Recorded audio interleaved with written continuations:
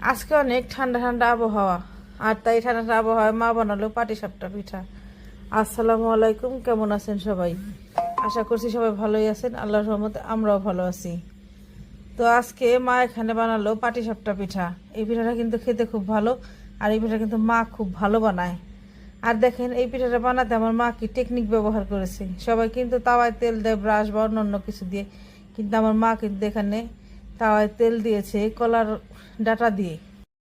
মা কিন্তু এই টেকনিকটা শিখেছে আমার দাদিকে দেখে দেখে। আমরা ছোটবেলায় দেখতাম আমার দাদিও কিন্তু এরকম কলার ডাটা দিয়ে তাওয়ায় তেল দিত।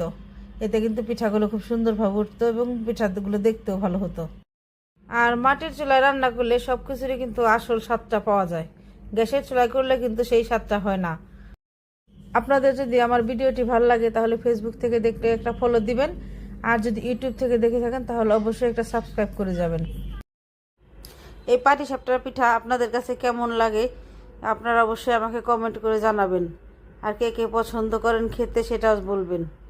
আমার এই পাটিসাপটার পিঠার ভিডিওটি আপনাদের দেখার জন্য ধন্যবাদ সবাইকে। ভালো থাকবেন সবাই।